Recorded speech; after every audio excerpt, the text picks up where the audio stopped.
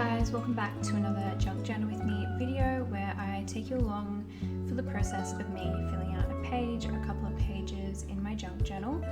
Today is going to be fun because I'm playing with some new printables from my shop, and the ephemera that I have today, I don't have much. I've just got some Instax photos and a shopping list.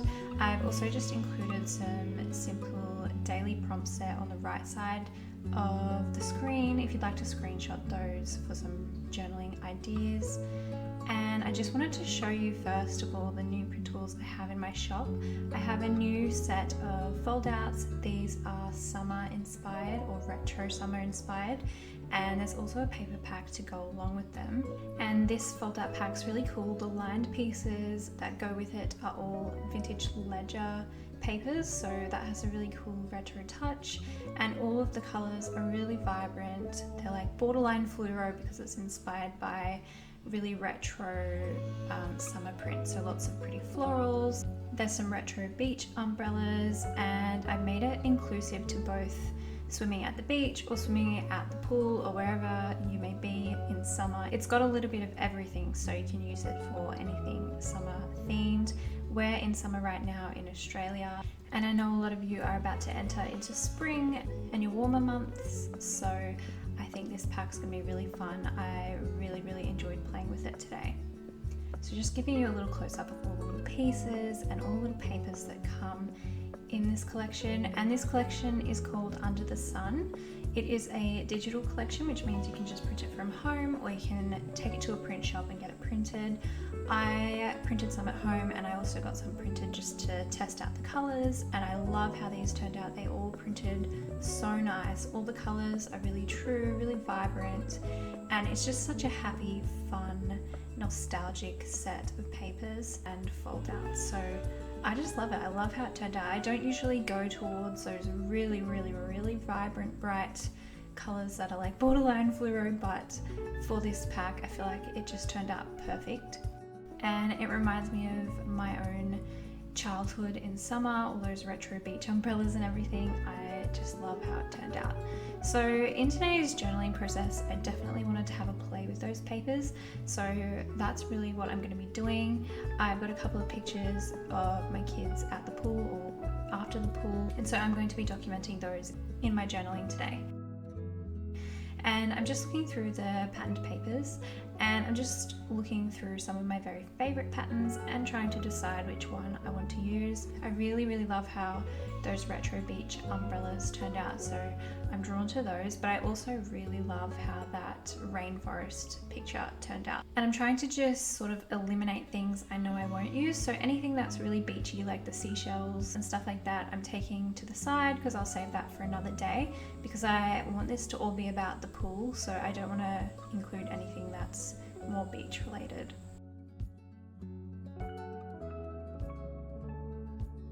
There's two really big fold outs in this set, and there's one with a pool image on it, and then there's one with this rainforest sort of print on it, and I love both of them. And to get the best of both worlds and use both, what I decided to do was use the patterned paper, which is the same as the rainforest fold out, and the pool fold out, so I get to use both of those prints on the same spread, and I just love how it turned out.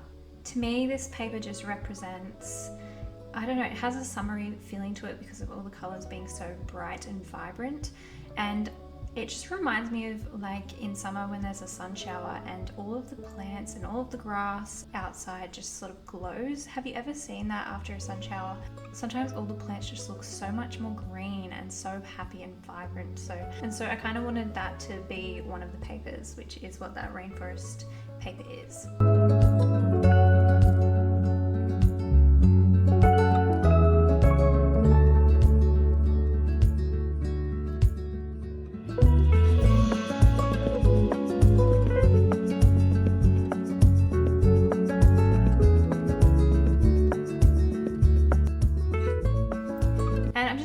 With all the elements and trying to work out where I want things to go.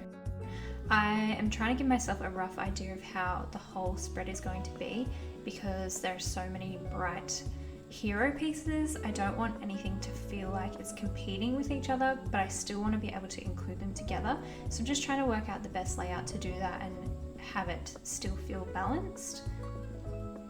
And because I only have 3 pieces of ephemera today, the 2 Instax photos and the shopping list, I am only going to do 1 spread. So it actually turned out to be a really simple, quick spread.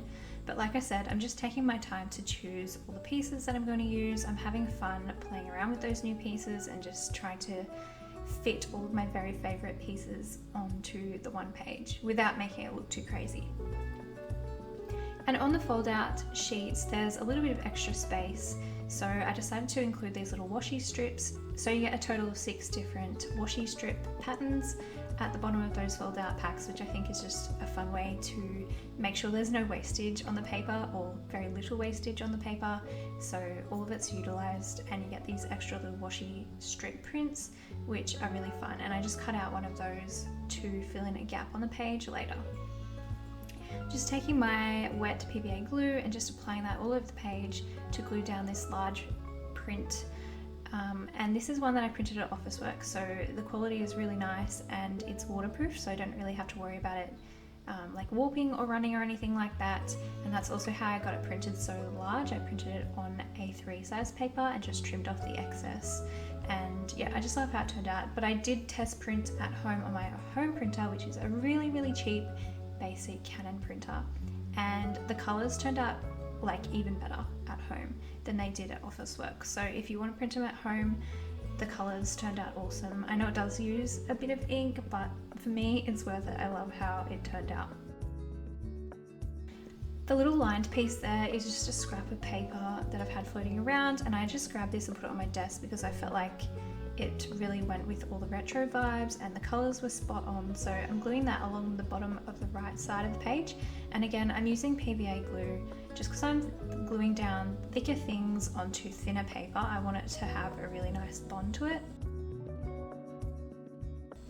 And here I'm using that little washi strip and gluing that just above that so that I can fill in the little gap that's going to be left when I stick down this pull fold out piece.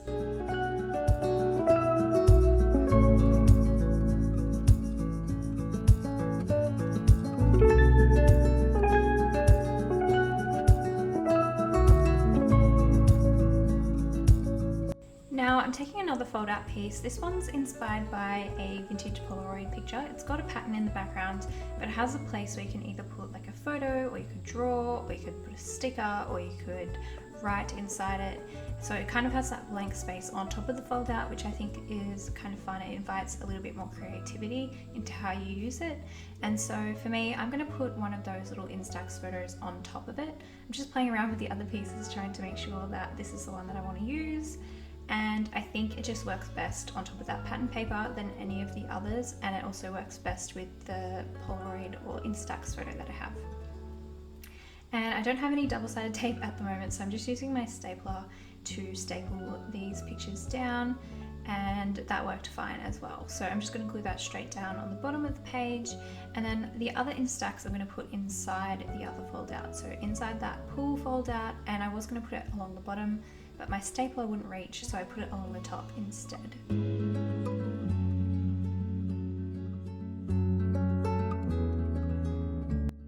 And then I'm just going to glue that fold out down on the page, just making sure I'm sliding it into the right position. I want it to look balanced with all the other pieces on the page. I'm going to do some journaling inside there after.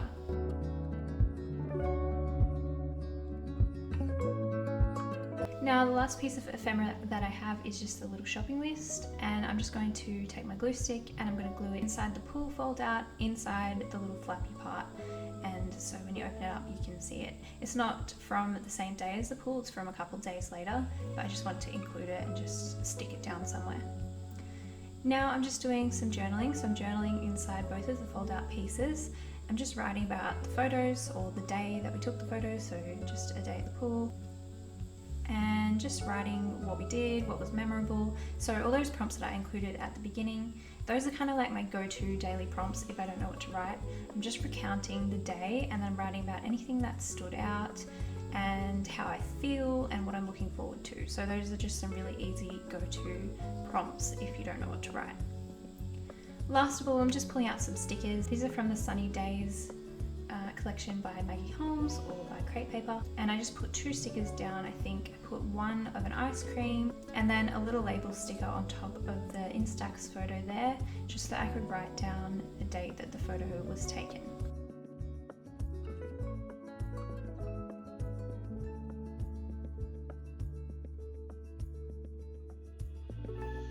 And that is the finished page today. So like I said, a really simple one, but a really fun one to put together, just playing with all those new papers.